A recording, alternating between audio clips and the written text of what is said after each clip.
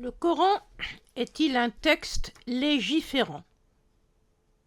Pour un historien, le Coran est un texte qui remonte à plus de 1400 ans. Il a été produit dans un milieu humain identifié, qui est celui de la société tribale de l'Arabie occidentale entre la Mecque et Médine au début du 7e siècle. La stabilisation du Coran comme texte écrit est discutée parmi les spécialistes.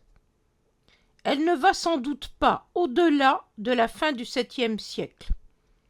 C'est alors que le calife Abd el-Malik fait inscrire des versets du Coran autour de la coupole du rocher à Jérusalem, notamment ceux de la sourate an-Nisa, les versets 171 à 172.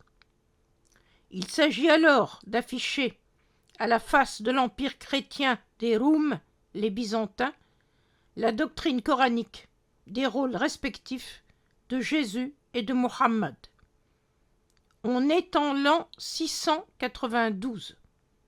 Le Coran est donc déjà sorti de son cadre d'origine. Il est devenu un texte voyageur.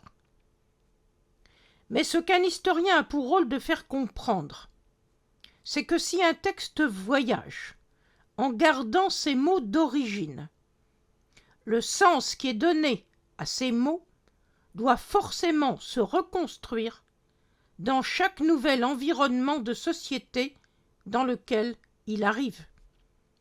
Même si les mots sont les mêmes, un homme de tribu de l'Arabie intérieure ne comprend pas la même chose que l'habitant de la grande cité d'un empire qui n'a jamais eu aucun rapport avec le monde tribal. On peut donc dire que si le texte reste identique en ses mots, la lecture qui est faite de ces mots, autrement dit leur compréhension, n'est pas la même quand on change de contexte de société. On ne peut revivre dans une société du passé. On ne peut vivre qu'avec son temps.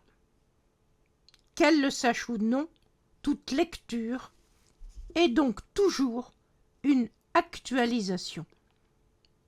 La différence, c'est qu'il y a des actualisations positives et des actualisations négatives. Une actualisation positive, c'est celle qui tient compte des valeurs humaines portées par le texte pour les transposer et les adapter au contexte socio-économique dans lequel on vit. Une actualisation négative, c'est celle qui veut garder dans un contexte social nouveau des dispositions qui s'appliquaient dans un contexte socio-économique qui n'existe plus.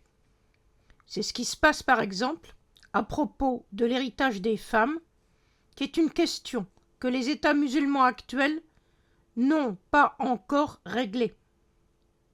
Un autre exemple serait la règle coranique du qisas, la règle tribale et coranique de la compensation du dommage physique. Elle s'appliquait au 7e siècle dans une société qui ne disposait d'aucune instance judiciaire du fait de l'instance de toute structure étatique. Les litiges se réglaient directement entre les parties en conflit. Ce n'est plus le cas dans la société d'empire où ont été installés les tribunaux et les qadis. Pour revenir à la question de savoir si le Coran est un texte légiférant, je répondrai qu'il n'avait pas besoin de le faire, car il ne fait que reprendre la législation tribale existante. Il s'agissait bien entendu d'une législation coutumière et non écrite que tous les hommes de tribu connaissaient. L'aspect légiférant du Coran se limite donc à rappeler les règles existantes quand elles risquent de ne pas être respectées. Si on se place d'un point de vue historique, c'est une totale illusion de penser que le Coran aurait inventé une législation nouvelle et inconnue de sa société. Le divin, en sa grande sagesse, aurait fait échouer politiquement son prophète s'il l'avait conduit dans cette direction. À bientôt.